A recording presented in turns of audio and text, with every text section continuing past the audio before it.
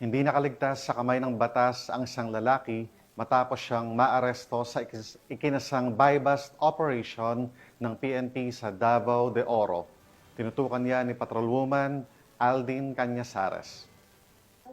Isang lalaki na kilala sa alias na Mel sa isinagawang buy-bust operation ng mga operatiba ng Mako Municipal Police Station katuwang ang Philippine Drug Enforcement Agency Davao de Oro noong gabi ng Oktubre 13 taong kasalukuyan sa Purok 3, Barangay San Juan, Mako, Davao de Oro.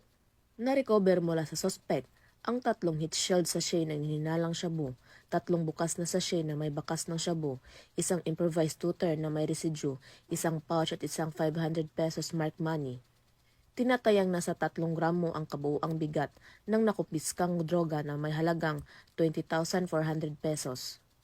Ang operasyon ay pinangunahan ng mga tauhan ng Mako Municipal Police Station sa pamumuno ni Police Lieutenant Lorinda Bacaron sa ilalim ng superbisyon ni Police Lieutenant Colonel Jerry T. Cabag at isinagawa sa koordinasyon sa Philippine Drug Enforcement Agency Davao de Oro bilang bahagi ng patuloy na kampanya ng pamahalaan laban sa iligal na droga. Ang suspect ay nasa kustodiya na ngayon ng Mako Police Station at naharap sa kasong paglabag sa Republic Act 9165 o ang Comprehensive Dangerous Drugs Act of 2002. Patuloy ang panawagan ng mga otoridad para sa pakikiisa ng publiko sa paglaban sa legal na droga upang matiyak ang kaligtasan at kaayusan ng mga pamayanan sa Davao Region. Mula dito sa Police Regional Office 11, ako ang inyong PNN correspondent, Patrolwoman Aldin Cañazares, alagad ng batas, tagataguyod ng Balitang Pulis.